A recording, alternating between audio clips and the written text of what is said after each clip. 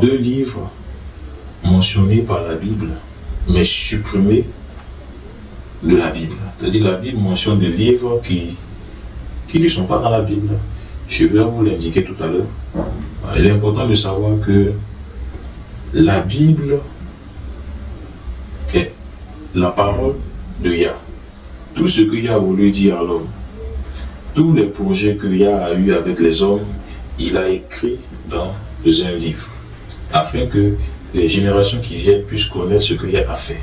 Et donc il est très important que le livre soit intact. La Bible est le livre le plus puissant, comme je l'ai dit, sur toute la terre. Et reconnu par les démons, reconnu au ciel et sur la terre, comme le livre qui est capable de changer le monde.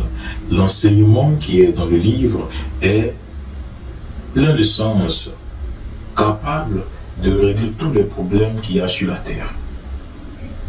L'évangile, qui est la révélation de Christ, nous montre ces choses.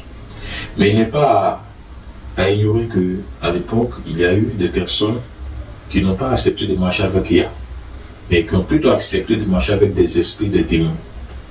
Et donc, ils étaient dénaturés et devenaient comme des démons eux-mêmes. Et Yah était obligé d'effacer ces personnes. Puisque autrefois, au temps du déluge, des hommes qui ont accepté de marcher avec des démons ont commencé à corrompre toute la terre.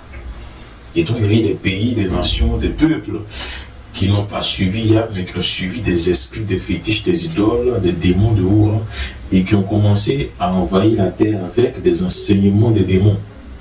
Yah était obligé d'effacer ces hommes. Il a détruit, tué ces hommes. Oui, et c'est écrit dans la Bible. Il veut que tu comprennes qu'il n'y a pas seulement 66 livres, c'est ce qu'il veut te faire comprendre, puisqu'il y a d'autres livres qui existent, que la Bible elle-même décrit, que tu vas voir, la Bible elle-même décrit qu'il y a un livre qui existe, mais qui n'est pas en elle, que toi tu n'as jamais lu. Peut-être que tu n'as jamais entendu parler, et lorsque tu vas entendre parler, tu seras surpris, peut-être étonné. Mais c'est la Bible elle-même qui le dit. Alors, sans plus tarder, allons. Les livres manquants dans l'Ancien Testament, mentionnés par l'Ancien Testament, mais qui ne sont pas dans l'Ancien Testament, qui ont été retranchés lors du Concile de Nicée, que je vous ai expliqué dès le départ. Qui croit avoir lu tous les épîtres de Paul? Nous croyons jusqu'à présent qu'il y en a 12. Voici le 13e, qui n'est pas dans la Bible. Voyez-vous un peu? Mentionné par la Bible, mais qui n'est pas dans la Bible. Vous pouvez le lire encore, vous pouvez lire chez vous à la maison. Je vous donne des preuves de l'existence d'autres livres. Oui, les prophéties d'Enoch. Ouais. Beaucoup de chrétiens sont informés de l'existence du livre d'Enoch. Oui, beaucoup de chrétiens. Mais ils ne savent pas si c'est vrai ou c'est faux. Le livre de Nathan le prophète, les prophéties d'Achisha, de Silo, ça fait 2 livres. Et dans les révélations de Gédo, ça fait 3 livres. As-tu déjà lu le livre de Nathan le prophète, ou encore d'Achisha de Silo, ou les révélations de Gédo? Tu n'as jamais lu, mais la Bible elle-même mentionne ces livres. 3 livres mentionnés par la Bible, que tu n'as jamais lu. Alors, avec les 66 livres que nous avons déjà, ça ajoute 3 autres livres, n'est-ce pas? Ça fait combien de livres? Selon la vérité, on n'a plus 66 livres. Hein? On a 67, 68, 69 livres actuellement. Voyez-vous un peu? On va continuer.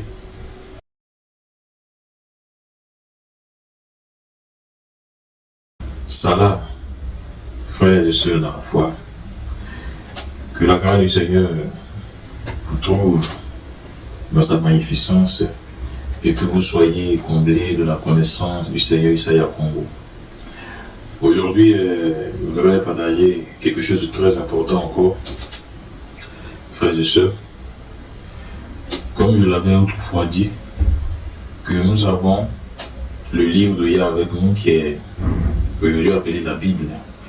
Et la Bible est le livre le plus puissant qui s'est trouvé au milieu des hommes. Le livre le plus puissant de l'histoire depuis que le monde est jusqu'à aujourd'hui. Le livre le plus puissant qui est la Bible. Seulement que la Bible, qui est la puissance dans laquelle est décrit tout ce que Yah veut, le Créateur veut.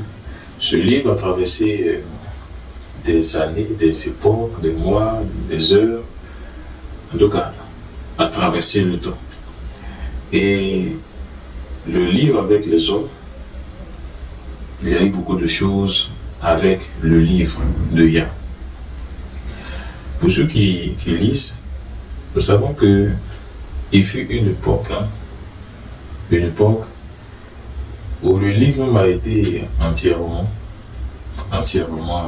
brûlé, mais reconstruit par l'Esprit, sous l'ordre de l'Esprit, sous l'ordre de Yah, et reconstruit, réécrit, dicté par Yah lui-même à quelqu'un qui l'a envoyé. Oui, pour ceux qui lisent, vous le savez. Et voyons que il y a eu des incidents ainsi brûlés parce que sur le livre n'arrangeait pas certaines personnes. Et le livre était de vérité. Et sa vérité dérangeait les vices, les péchés de certaines personnes, des rois, des peuples et autres encore des personnes. Et ces personnes ne concordaient pas, ne s'entendaient pas avec les vérités écrites dans le livre. Et donc, dans l'histoire, s'est trouvé de telles choses aussi. Voilà. Aujourd'hui, je vais vous parler de la Bible. Voilà, la Bible et les livres qui sont dans la Bible. Comme le titre le dit, 32 livres mentionnés par la Bible, mais supprimés de la Bible. C'est-à-dire la Bible mentionne des livres qui ne sont pas dans la Bible. Je vais vous l'indiquer tout à l'heure. Il est important de savoir que la Bible est la parole de Yah. Tout ce que Yah a voulu dire à l'homme, tous les projets que Yah a eu avec les hommes, il a écrit dans un livre, afin que les générations qui viennent puissent connaître ce que Yah a fait. Et donc il est très important que le livre soit intact.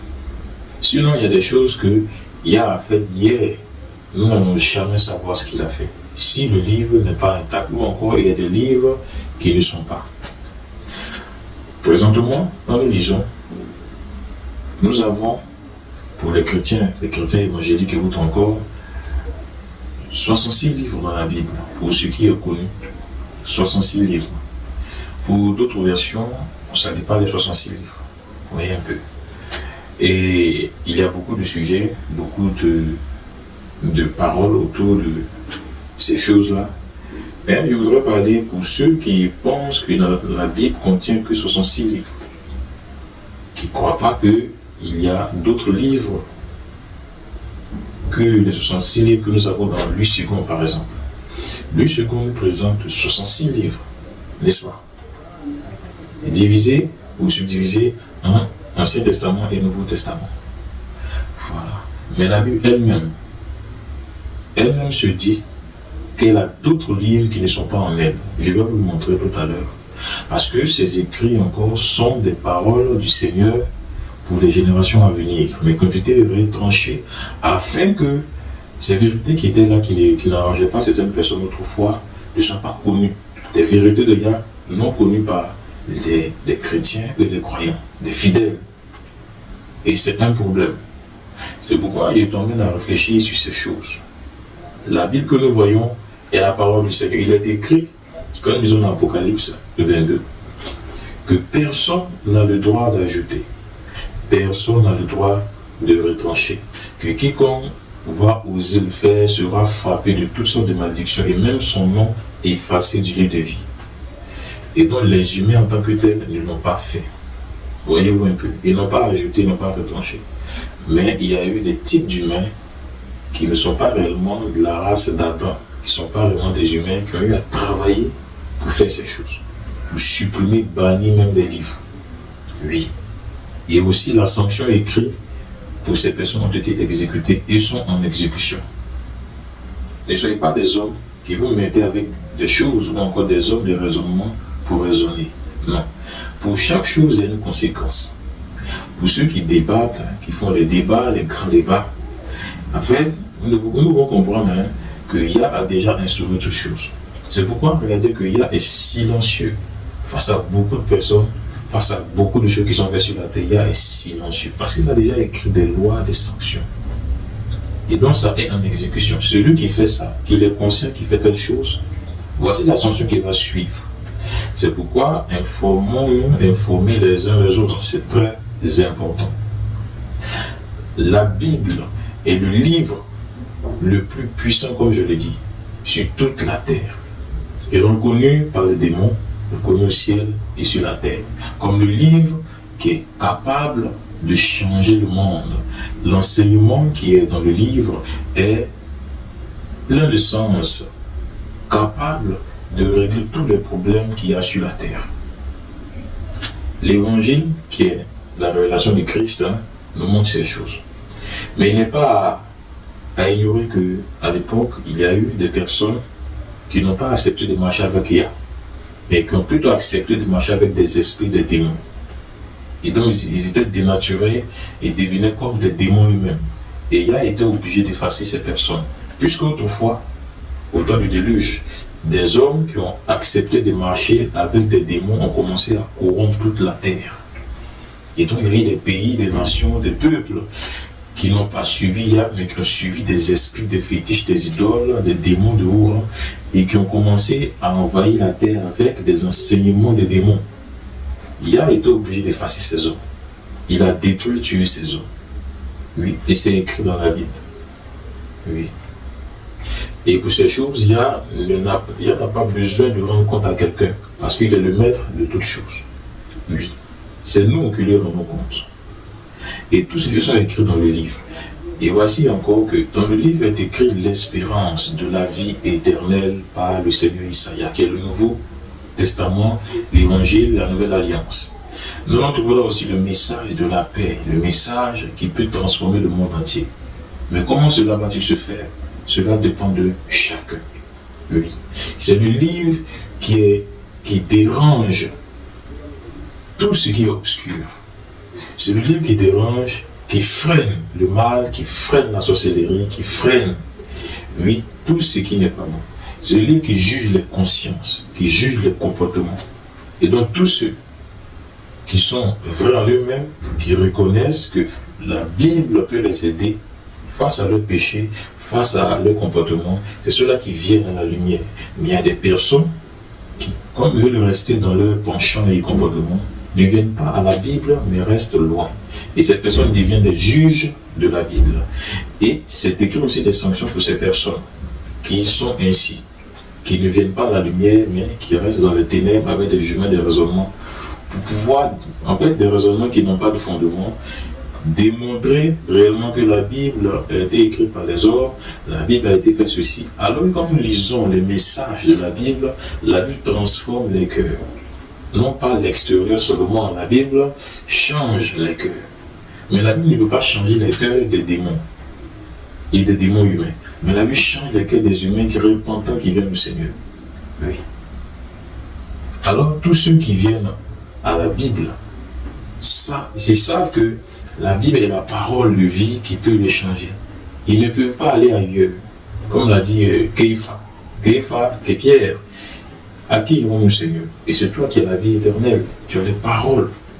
Tu as toutes les choses, les paroles, les enseignements qui vont nous conduire à la vie éternelle.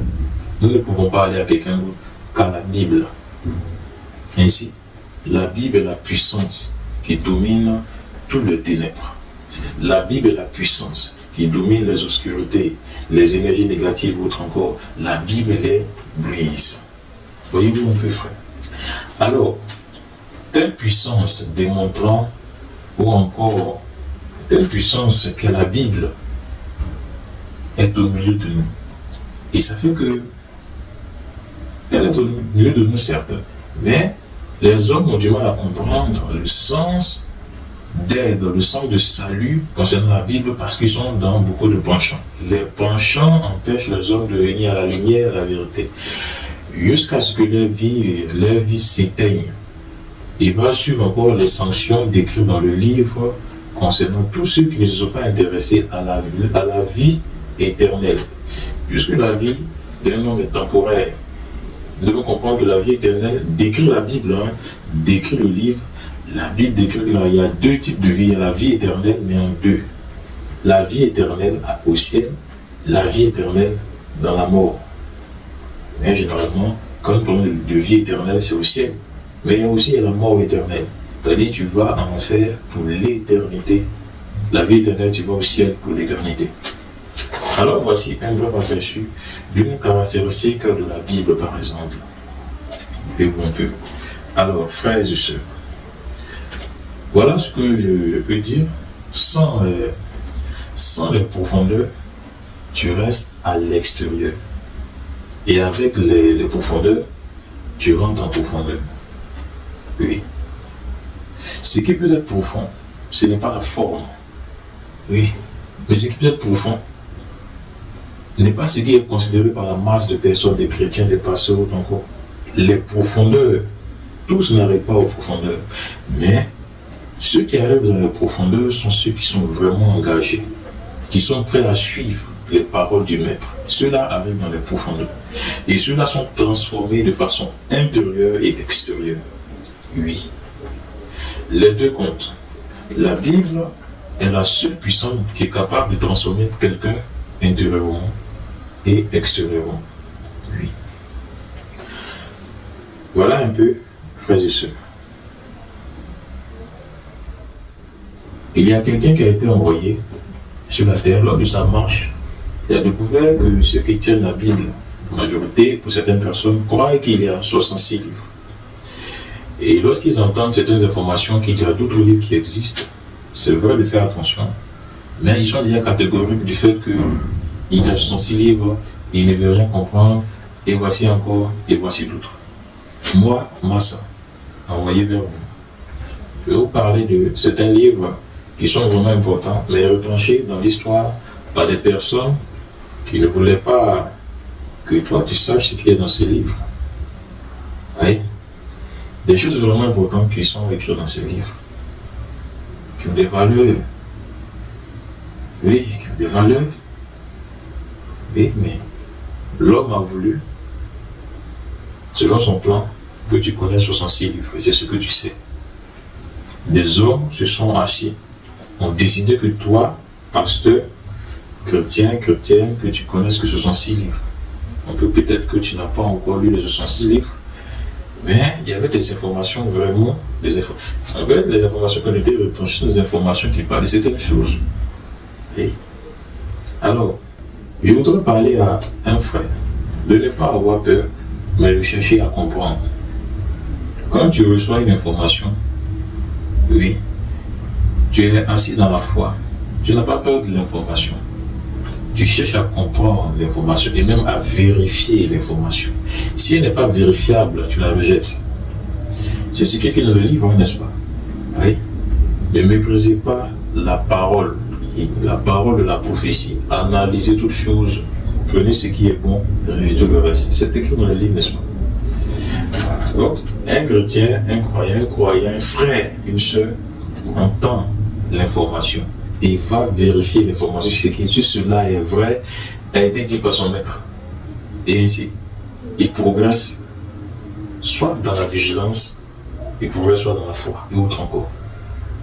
Voyez-vous un peu, ce que je vais dire, ce n'est pas une chose que tu as l'habitude d'entendre à l'église ou autre encore. Du fait qu'il y a beaucoup de machinations, même à l'église et autre encore, il y a des institutions qui gèrent les églises du monde entier, qui ne sont même pas au Seigneur, des institutions qui sont à des humains, qui tiennent les informations pour les églises du monde entier, comme des institutions de théologie par exemple. Oui. Alors pour comprendre d'où est venu ce que je suis en train de dire, la suppression de livres bibliques par des humains, retournons dans le passé. Dans le passé, où nous avons assisté, regardant des humains faire des choses, oui, selon leur propre raisonnement, faire des choses qui sont interdites en fait, des choses qui méritent de sanctions divines, des choses qui méritent le bâton de fer. Oui, nous assistons et nous voyons des hommes en train de changer l'histoire de l'adoration de Yahweh en donnant des restrictions pour les générations à venir. Oui. Quand nous prenons en mai, en l'an 325 et par là, des hommes, bien sûr l'an 325 des hommes, dans une ville appelée Nicée à l'époque, il y a eu une réunion. Oui, il y a eu une réunion, et dans cette réunion, quelque chose pas d'ordinaire va se passer. C'était pas une réunion pour construire une maison. C'est pas une réunion pour partager de la nourriture.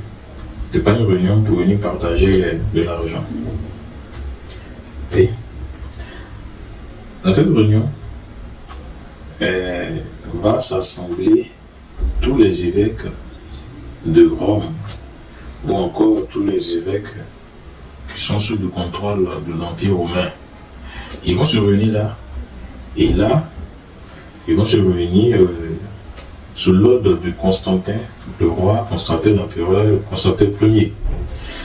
Ils vont se réunir là, voyez un peu, et ils vont décider de ce que le pasteur ou le chrétien d'aujourd'hui va lire.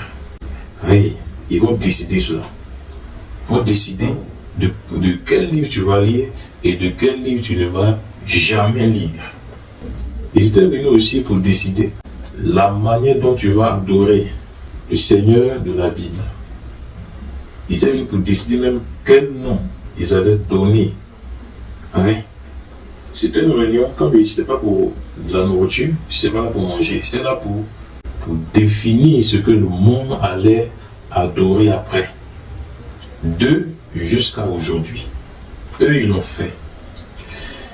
De qui tu allais adorer, des livres que tu allais lire, des livres que tu pouvais lire, peut-être qui allaient te faire réfléchir. Si c'était une chose, tout ça, ils l'ont enlevé. Et ils l'ont fait. Et ça a bien marché jusqu'à aujourd'hui. Les chrétiens croient beaucoup de choses aujourd'hui. Mais je voudrais parler spécialement des livres qui ont été retranchés. Voyez-vous un peu. Ils vont définir les noms bibliques que nous lisons aujourd'hui. Ils vont définir le nombre de livres qui vont rester entre vos mains et le reste va être brûlé. Vous voyez un peu. Nous nous souvenons qu'à l'époque, Rome était divisée à cause des enseignements de la Bible. Oui, Rome était vraiment divisée et Constantin ne savait pas ce qu'il devait faire. Oui. Les enseignements de Christ qui étaient rentrés au milieu des Romains avaient commencé à diviser les Romains parce que les Romains étaient des idolâtres. Ils adoraient les dieux jusqu'à ce que vienne le roi des rois au milieu d'eux. Et cela a commencé à créer des divisions dans tout l'Empire romain. Et donc, Constantin, le roi, puisqu'il n'arrivait pas à gérer cela, il ne pouvait pas réellement voir son royaume détruit. Va d'abord le consulter des dieux. Et les dieux, les démons ont donné une idée formidable. Une idée de génie ténébreux, par exemple. Une idée de réforme, une idée qu'on appelle la bête. Constantin va venir avec ses idées après avoir consulté ses dieux. Oui, ces choses étaient vues. On voyait Constantin faire ces choses. Et ces dieux vont lui donner des idées pour venir réformer les choses pour toutes les générations jusqu'à toi. Alors Constantin va venir avec ses idées. Et l'une des idées est de réunir tous les évêques. Les évêques n'étaient pas remplis tous des convertis. C'était besoin qu'ils gardaient des livres. Et tous n'étaient pas convertis. Ils étaient soumis toujours à Rome. Ils étaient toujours soumis à Constantin. Mais ils n'étaient pas tous convertis selon les vérités de Christ. Mais le peuple, beaucoup étaient convertis. Mais pas tous les évêques qui étaient les dévanciers, on va dire, les pasteurs d'aujourd'hui, on va dire. Voyez-vous un peu.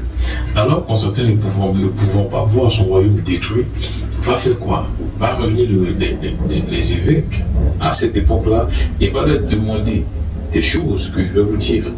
Constantin a fait des choses selon qu'il a reçu en adorant ses dieux. Il va lui dire de faire une chose contre le Dieu, dont les dieux de Constantin ont peur.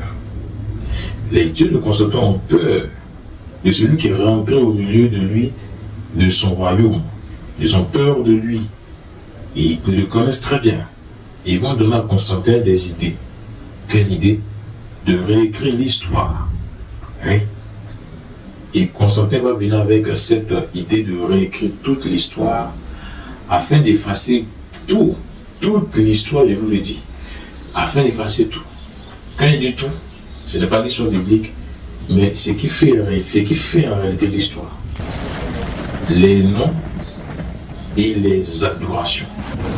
Il va les effacer et ça va causer le refroidissement, la guerre va cesser et les idées de Constantin vont prendre le dessus jusqu'à aujourd'hui. Quand nous lisons Apocalypse 13, verset 3, quand nous lisons 13, verset 3, nous voyons que il est décrit une bête qui est blessée à mort. La bête blessée à mort, une blessure mortelle. Oui, cette bête qui était blessée en réalité, c'est Rome. Rome est blessée à mort par l'évangile. Quand l'évangile rentre au milieu de Rome, Rome est divisée. Rome a une blessure qui est en train de la détruire. Mais il est écrit que sa blessure mortelle fut guérie. Et toute la terre était dans l'admiration derrière la bête. Une bête qui mourait, sa blessure mortelle frappée, qui mourait, a été guérie par des idées, par des réformes. Et toute la terre a commencé à adorer la bête. Toute la terre, tout le monde, tous les humains sur la terre ont commencé, tout ce qui est humain sur la terre a commencé à adorer la bête.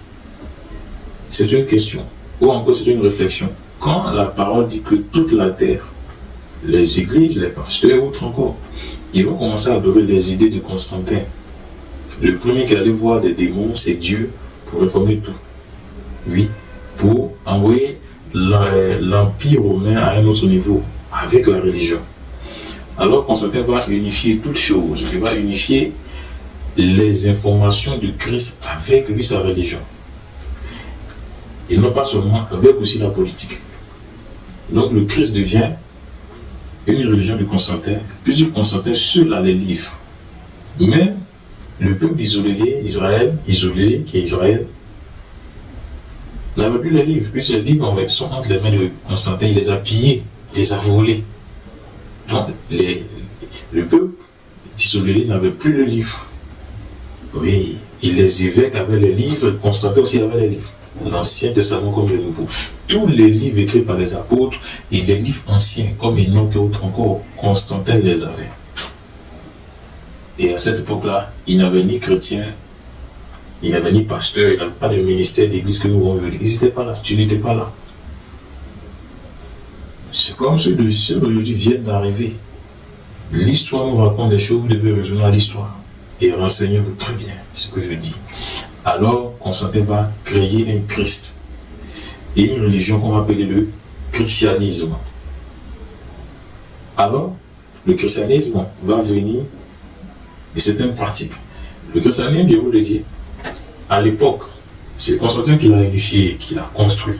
Christ était vu comme un Christ politicien, politique et religieux selon les traditions de Rome. Oui. Alors, la même chose. Aujourd'hui, nous avons plusieurs types d'églises, n'est-ce pas? Église évangélique, orthodoxe, Assemblée de Dieu, ou autre encore. Ce n'était pas le cas à l'époque. À l'époque, il n'y avait que la religion de Constantin avec la Bible. Oui. Où tout a été changé. Les noms des villes, autre encore. Les adorations. Mais je vais te révéler quelle était la véritable religion de Constantin. Constantin avait construit ce qu'on appelle l'église catholique romaine. C'est cette église qui était à Rome. Puis, c'est la première église construite dans Rome. La religion de Rome. Ce n'est pas l'église du Seigneur, c'est l'église de Rome. Elle s'appelle l'église catholique romaine. C'est l'église construite par les décisions de Rome, de Constantin Ier. Et dans l'église catholique, qui détenait les livres, Constantin détenait les livres, va régir un culte mêlé en fait. C'est Dieu et certaines pratiques de la Bible, c'est mélangé. Voilà. C'est-à-dire que pour celui qui lit vraiment les 66 livres qu'il a actuellement chez lui, quand il lit et puis voit les pratiques de Constantin et l'église qu'il a conçue, qu'on appelle le christianisme à l'époque, l'église catholique romaine, il voit que la Bible et l'église catholique prennent des voies différentes. Ce ne sont pas la même chose. En y réfléchissant, soit Constantin il suivait strictement la Bible, ou il faisait ce qu'il devait faire. Mais on voit que Constantin a fusionné. En fusionnant, ça va créer ce qu'on appelle le christianisme. Oui. Ne soyez pas étonnés, le christianisme vient de là. Avant que nous, aujourd'hui, les humains, les chrétiens d'aujourd'hui connaissent ce qu'on appelle le christianisme, il n'y avait pas d'église évangélique, il n'y avait pas d'assemblée, il n'y avait que l'église catholique sud qui fonctionnait dans le monde entier. À cette époque-là, on appelait cette église-là le christianisme. Oui, c'était le christianisme qui était l'église catholique romaine. Retournez votre mémoire en arrière, vous allez voir, là où, au temps de l'esclavage par exemple, où l'église n'est pas encore venue en Afrique, le christianisme c'était l'église catholique romaine, bien sûr. Et à cette époque-là, celui qui lit la Bible et regarde l'église catholique romaine, voit que le christianisme est une chose un peu bizarre. Puisque le christianisme, à cette époque-là, ne suivait pas les idées de la Bible. Bon, je prends un exemple. Les textes bibliques, les vérités du Seigneur Tout-Puissant, il y a 10 par exemple, à Constantin, de ne pas se prosterner devant des statues, prendre l'exemple. Mais Constantin, lui, ses dieux sont représentés. Lui, il voit ses dieux. Ses dieux sont des pierres et du bois. Lui, il le voit. Et donc, c'est pourquoi il dit que Constantin va fusionner les deux. Voilà. Donc, celui qui lit la Bible, puis il regarde l'église catholique, on voit qu'il y a des choses à voir. Alors, le christianisme va venir de là. Il va se développer. Va grandir même. Va aller un peu aux quatre coins de la terre. Jusqu'au temps de l'esclavage. Voyez-vous un peu. Et on voit qu'à une époque, il y a eu des personnes. Et bien avant de parler de cela, Constantin n'est pas un chrétien. Constantin ne suit pas le Christ. Constantin n'est pas un converti. Lui, tout ce qui l'intéresse, c'est de sauver son royaume. Je vois souvent des informations, des documentaires qui montrent que Constantin était un chrétien. Non, c'est faux. Constantin voulait sauver son royaume, donc il s'est joué aux chrétiens. Un faux chrétien d'ailleurs. Il s'est joué aux chrétiens pour faire taire les autres. Ah, je suis maintenant un chrétien. Voilà ce que nous allons faire. On va s'unifier. On va faire ceci, on va faire ceci. Alors ça va créer une religion qui n'est plus les voies du Seigneur, mais une religion inspirée par l'homme, Constantin et autres encore. Son entreprise a grandi jusqu'à aujourd'hui et son entreprise est. Voyez-vous un peu. Alors, Constantin a créé sa propre religion, qu'on appelle le christianisme ou encore d'où l'église catholique romaine, qui n'est pas ce qui est en Christ dans les livres, les paroles, les enseignements du Christ, qui sont vraiment différentes. Voyez-vous un peu. Et cette religion, le christianisme, allait se répandre dans le monde entier, avec tout ce que Constantin avait décidé et fait. Si tu devais lire la Bible quelque part dans le monde, Constantin, selon son ordre, toi, tu as son 6 livres à lire. Si tu devais adorer le Seigneur dans le monde, voilà, il faut que tu adores des pierres. C'est Constantin qui l'a décidé. Si tu devais adorer un nom, il faut que tu adores Jésus. C'est lui qui l'a décidé. Si tu devais aller à l'église, il te faut un temple. Il te faut une croix où il y a une personne dessus qu'ils ont sculpté. Il faut que tu te procèdes devant lui.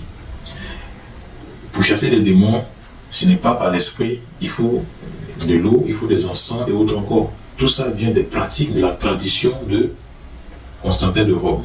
Il les a mélangés avec des informations bibliques encore. Donc voici. Constantin va progresser, son entreprise va progresser, le christianisme va progresser.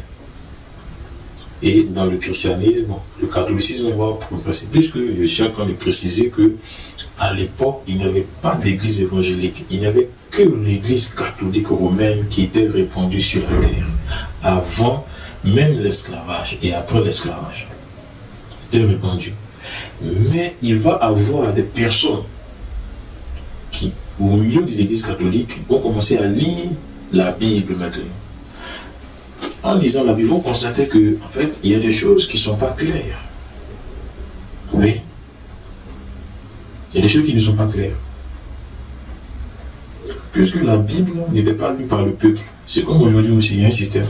Les gens ne lisent pas la Bible, que ce soit dans l'Église catholique aujourd'hui ou encore hier. Les gens ne lisent pas en tant que tel la Bible. Ils ont des recueils, ils ont des revues, ils ont des revues. Voilà.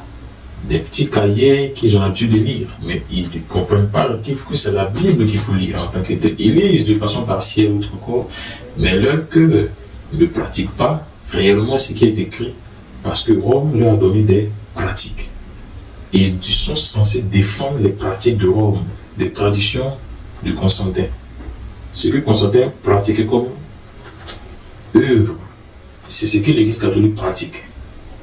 Et même quand ils voient ça dans la Bible, ils n'arrivent pas à le faire quand même. Et donc, dans le système du christianisme de Rome, de Constantin, va venir se cacher beaucoup de choses que l'on a dit dans la suite des temps, frère. Alors, des hommes qui ont commencé à lire la Bible, quand il dit des hommes, c'était pas le peuple, hein, qui étaient des hommes qui étaient dans le milieu des prêtres encore, oui, des prêtres ont commencé à lire. Et ils ont découvert que c'était pas normal. Oui. Ils ont vu qu'il y avait des choses qui n'étaient pas claires quand ils lisaient l'évangile, puisque même la Bible, l'évangile n'était pas ouvert à tous les prêtres. L'information était restreinte, c'était vraiment caché. Si tu devais lire par exemple le Nouveau Testament, tu vas aller dans une autre ville et peut-être là-bas il y a un seul livre du Nouveau Testament. C'était compliqué à l'époque. C'est là que nous voyons la réforme. Nous voyons Martin Luther qui a lu la Bible, qui a lu toute la Bible entière. Il a vu qu'en fait l'Église catholique ou encore le christianisme était un problème face aux profondeurs de ce que le Seigneur voulait pour l'humanité. Voyez-vous un peu. Alors, ce que je dis, c'est ce que je vous ai dit. Ce sont des choses que j'ai vues de mes yeux, j'ai assisté et j'ai vu. Et j'essaie de vous mettre sur le chemin pour que vous compreniez. Oui. Tout ce que nous voyons n'est pas réellement ce qui est vrai. Oui. Toute la terre adore la bête et c'est construit depuis hier. Vous êtes la génération d'aujourd'hui. Vous n'avez pas vu hier. Alors vous pouvez suivre tout comme ça. Mais si vous vérifiez vous-même dans votre livre à la maison, vous allez comprendre. Constantin a fait ces choses. Martin Luther va dire que c'est pas normal. C'est pas. Vous vous renseignez sur qui est Martin Luther. Vous allez savoir ce qu'il a fait, ce qui est arrivé. Alors Martin Luther va dire au monde que le christianisme de l'époque n'est pas normal. Qu'elle a fait ceci, elle a fait ceci. Elle est contrairement la Bible qui n'était pas donnée au peuple. Martin Luther donc va faire ces choses. Et allant encore plus loin, il va, avec la Bible, les livres qu'il lisait, il va traduire tous ces livres. Et il y a 66 livres qui restaient, puisque derrière, des décennies, des années avant lui, avant Luther, ils avaient déjà supprimé, détruit des livres. Donc il restait 66. Bon, Luther va faire avec ce qui restait, les 66 livres, il va traduire les 66 livres dans sa langue. Et les 66 livres dans sa langue, il va les traduire. Et il va les distribuer un peu partout dans la ville et dans tout le pays. C'est là la Bible va commencer à se répandre. La Bible va sortir des mains de l'Église catholique romaine et va commencer à se répandre. Puis c'est l'Église catholique qui tenait seulement la Bible, les livres qui restaient sur toute la planète. Oui. Bon. Bien que il y a eu certaines copies dans certains empires ou autres encore, mais pour ce qui concerne la mondialisation, oui, l'Église catholique seule détenait les livres. Vous voyez un peu. D'autres empires avaient ces livres. Mais concernant les empires, tous avaient. Oui. Mais ce n'était pas connu, ce n'était pas divulgué. Mais comme nous parlons de Rome, Rome avait ses livres. Mais Luther va faire sortir le livre, va les imprimer et il va commencer à les distribuer.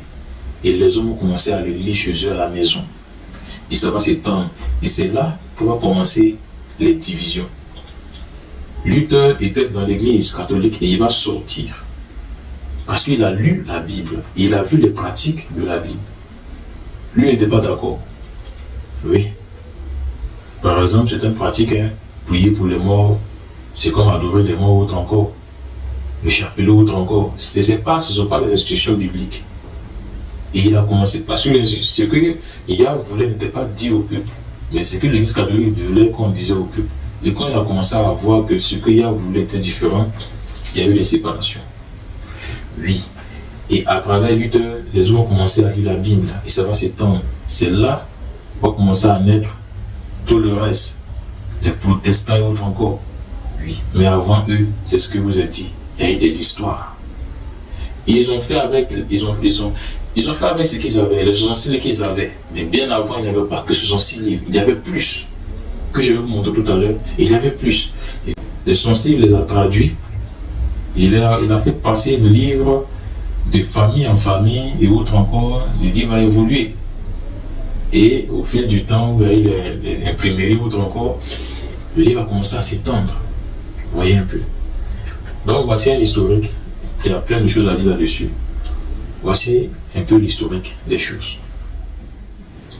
Quand le Christ était en mission sur la terre, lorsqu'il marchait sur la terre, les hommes lisaient des livres. Oui. Quand le Christ était en mission, les hommes lisaient le livre. Et avant lui, avant sa naissance en tant qu'humain, il y avait des livres qui étaient lus. C'est ce que nous connaissons, l'Ancien Testament, ou encore, c'est ce qu'on appelle la Torah, qui est aussi incomplet. Voyez-vous un peu. Mais les choses vont changer lorsque les apôtres vont rentrer en scène. Il va y avoir d'autres livres qui vont s'ajouter au livre de Yah, par la mission de Yah lui-même sur la terre. Les hommes qu'il avait choisis vont tenter par l'esprit, selon que Yah lui-même leur a dit, le Christ leur a dit, je m'en vais. Mais je suis avec vous tous les jusqu'à la fin du monde. Donc, les apôtres qu'il avait choisis et autres encore des personnes qu'il avait suivies vont écrire l'histoire des faits qu'il avait fait sur la terre. Donc nous avons les évangiles. Voyez-vous un peu. L'esprit, comme il a dit, il est l'esprit. L'esprit va rappeler l'histoire aux hommes et ils vont leur écrire avec les paroles exactes du Christ. Vous imaginez des paroles qui ont été dites peut-être un an en arrière, ces personnes qui étaient dans l'esprit de Isaïe, l'esprit de Christ, vont avoir par la puissance de l'esprit le souvenir de toutes ces paroles un an en arrière, 2 ans en arrière, et ils vont le transmettre. Quelle puissance, vous imaginez un peu. Pour d'autres, ils n'étaient même pas là. C'est vrai que certains essaient d'expliquer que c'était de bouche à oreille. Non, c'est pas de bouche à oreille, c'est la chose de l'esprit. Oui, c'est l'esprit qui leur disait ces choses. Parce que si les choses n'étaient pas là, d'autres étaient là, mais c'est des choses, quand se passaient, ils n'étaient pas présents en ces lieux.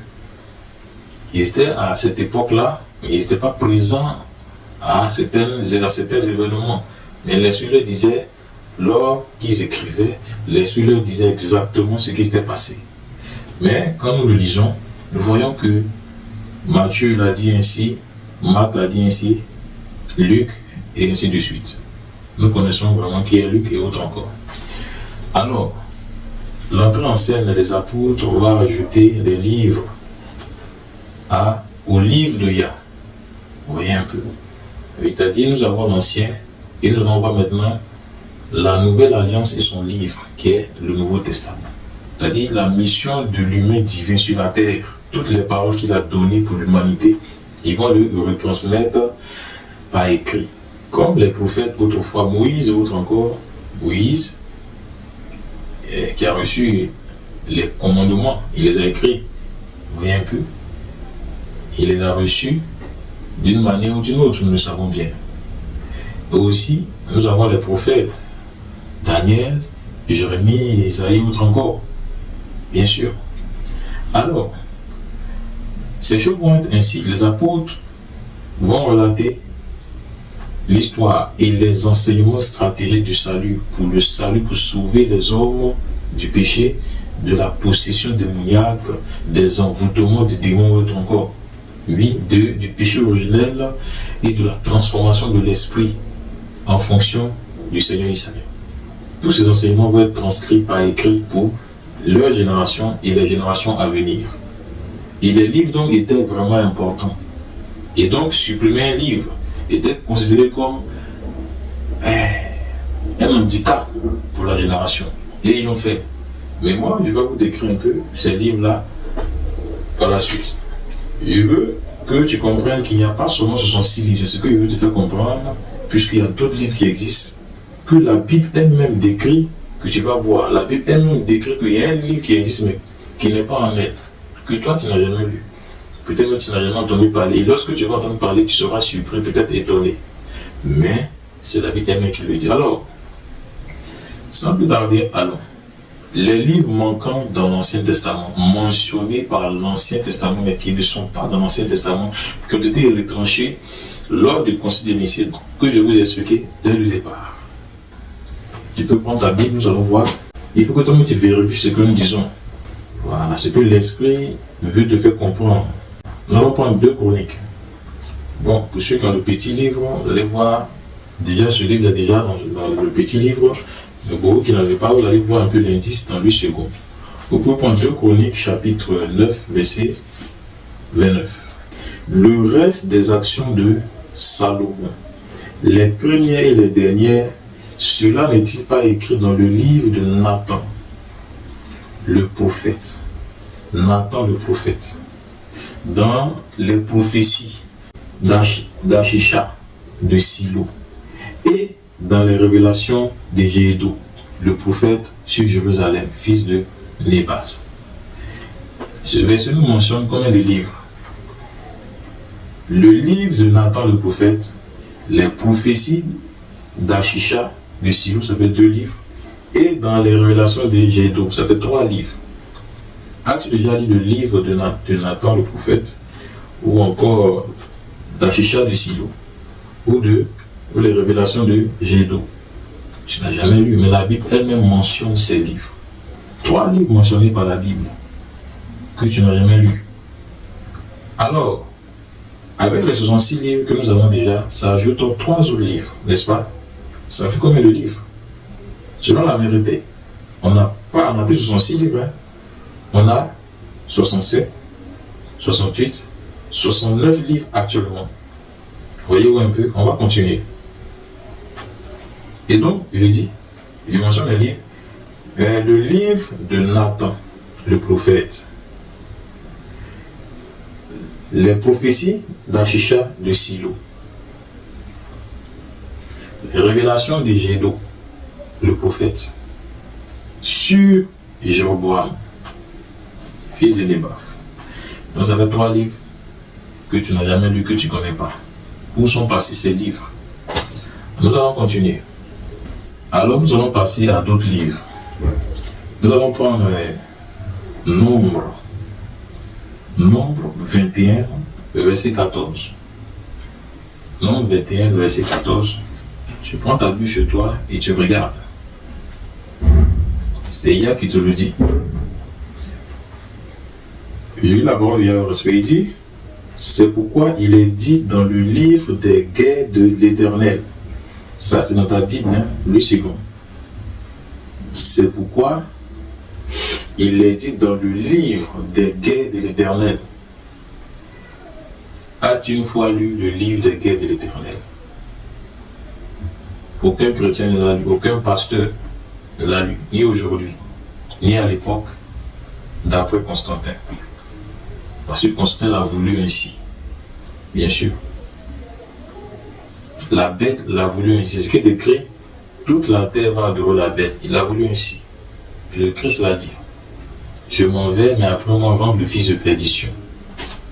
Il va faire ce qu'il lui doit faire avant encore que je ne revienne. Et donc voici, c'est le quatrième livre. On avait déjà vu 3 autres livres, hein. Ça nous fait 69 livres. Avec le livre des guerres de l'Éternel, ça fait 70 livres, n'est-ce pas? On a 70 livres normalement. Tu devrais avoir 70 livres dans ta Bible. C'est ce que la Bible même te dit. Voilà. On va prendre, il y a d'autres livres encore mentionnés dans la Bible, mais supprimés par l'homme. Bien sûr. Et donc, on prend la Bible encore dans 2 Samuel, chapitre 1, verset 18. Et la parole de Yahweh respect. Et qu'il ordonna d'enseigner aux enfants de Yaounda, qui est Juda ici. Et qu'il ordonna aux enfants de Yaounda, c'est le cantique de l'arc. Et il est écrit dans le livre du juste. Il est écrit dans le livre du juste. Le livre du juste. Nous avons là 71 livres maintenant. Voyez-vous un peu? 71 livres.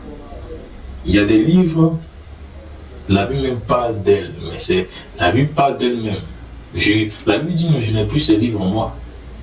Ils m'ont retranché ces livres. Tu as 71 livres que tu devais avoir normalement, mais qui ne sont plus. Bien sûr, tu en avais 66 maintenant. Et donc, je te dis ces choses parce qu'un jour, peut-être, tu vas rencontrer ces livres. Tu pourras les rencontrer dans le petit livre, la version du petit livre. Tous ces livres sont dans la version du livre petit livre. Que Yah m'a donné pour vous le donner. Vous voyez un peu? Alors, dans ces livres, quand nous lisons, on voit que ce sont des choses que Yah a écrites dans ces livres, mais que toi, tu n'as jamais lu, ni toi, ni ton pasteur. Parce que c'est ce qui est écrit. La prophétie dit que la bête, c'est ce qu'il va faire jusqu'à ce que Yah vienne. Ok. Donc, déjà, voilà les livres. Il y a d'autres livres manquants, même que la Bible ne mentionne pas. Parce que là, c'est en relatant l'écrivain qu'ils ont mentionné ces livres. Mais il y a d'autres livres qui n'ont pas mentionné en écrivant, mais qui étaient là et qui ne sont plus. Bien sûr. Il y a plusieurs livres dans l'Ancien Testament qui ont été retranchés. Je crois que vous avez mentionné 6 noms. Voilà, si je compte bien, 3 autres, 2 autres, non, 5 plutôt. Et pour vous mentionner encore d'autres, 6, 7, 8, 9, 10, 11, 12, 13, 14, 15, 16 ou encore. Il y a plein de livres. Mais on va s'arrêter là. En ce qui concerne les livres de l'Ancien Testament, nous allons aller maintenant dans le Nouveau Testament. Dans le Nouveau Testament, nous allons aller. Pour mes frères et sœurs qui ont commencé à lire la Bible, moi je vous encourage à le lire. Le reste des livres sera donné par la grâce de Yah. Oui. Pour tous ceux qui ont déjà lu le livre, vous avez encore à lire. Déjà, même ce que vous avez, faites l'effort d'aller encore plus loin avec le Seigneur. Le Seigneur va vous révéler beaucoup de choses. Alors, on vient de révéler dans l'Ancien Testament qu'il y a des livres qui manquent, mentionnés par l'Ancien Testament, mais qui ne sont pas dans l'Ancien Testament. Je vais vous révéler encore dans le Nouveau Testament des livres mentionnés par le Nouveau et qui ne sont pas dans le Nouveau Testament. Allons, frères et sœurs. Prenons Colossiens chapitre 4, verset 16. Colossiens chapitre 4, verset 16. J'ai lu la parole de Yah avec respect.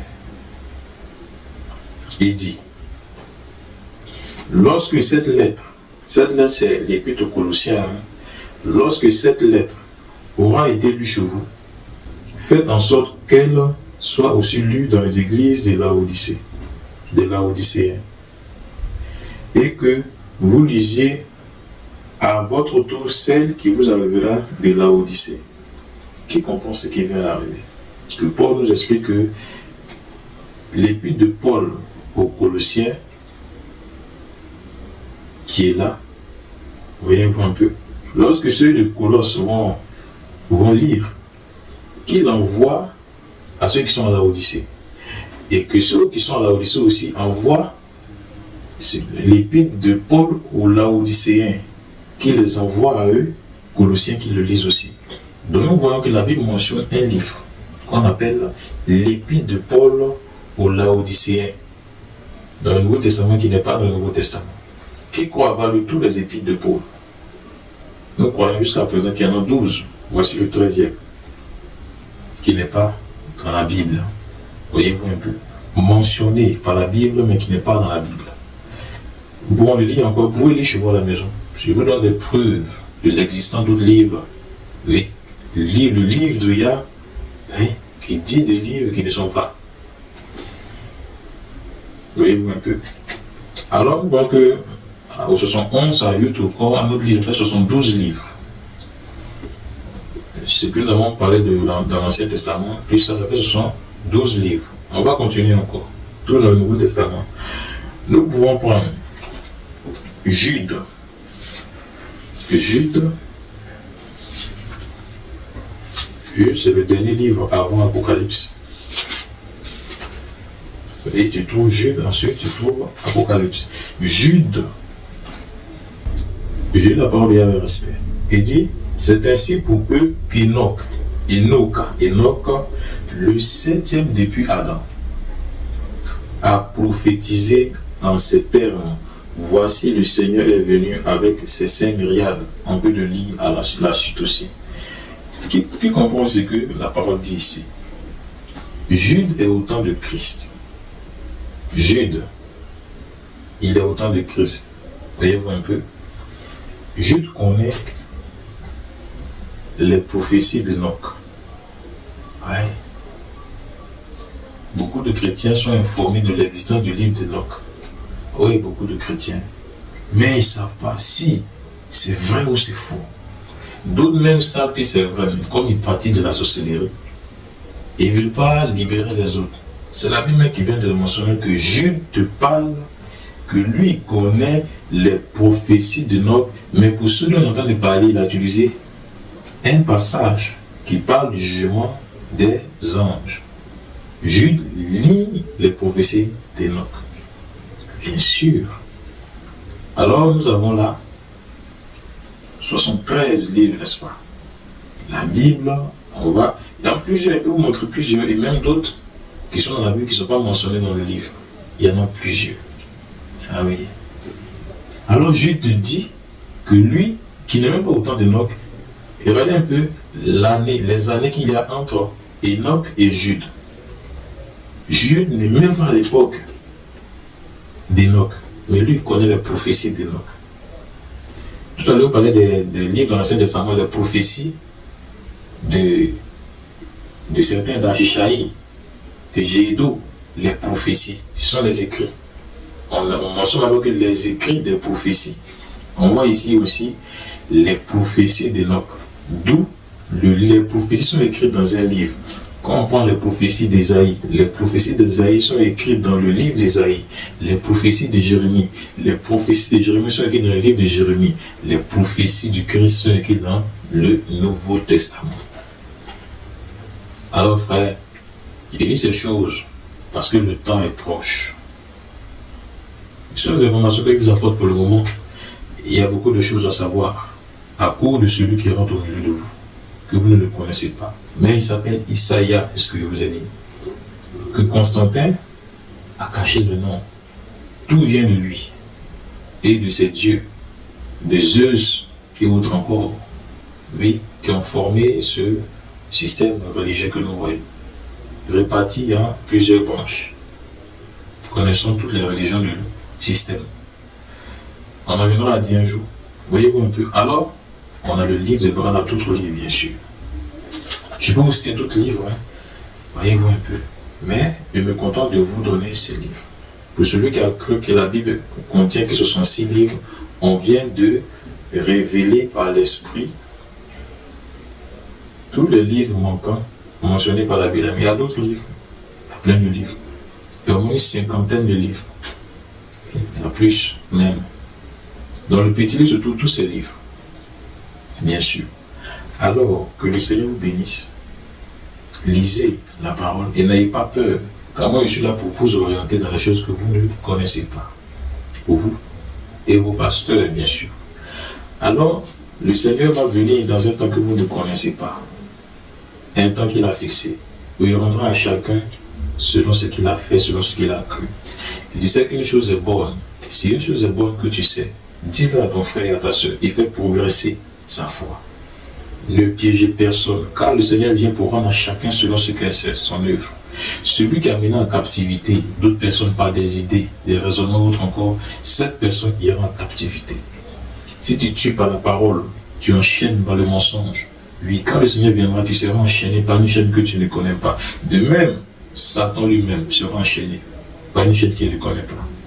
Il dit ces choses pour vous échapper d'entre ses mains, lui qui vient. Des hommes ont fait ces choses. Ce travail dont vous ai montré, ils ont fait consciemment. Mais il y a demeure le Seigneur des Seigneurs. Personne, ni aujourd'hui, ni demain, ne tient devant lui. Il restaure tout autant convenable. Et il vous dit ces choses d'après tout ce qu'il veut, bien sûr. Il veut que vous connaissiez la vérité qui va vous rendre libre. Seule la vérité rend libre. Que le Seigneur vous bénisse et ne croyez plus qu'il n'y a que ce soit 6 livres.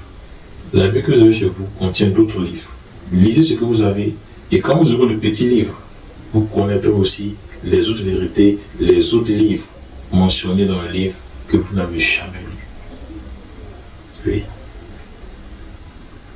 Des informations capitales qui sont dans ces livres, c'est pourquoi ça a été retranché. Que Dieu vous bénisse, vous et vos familles. Merci frères et sœurs.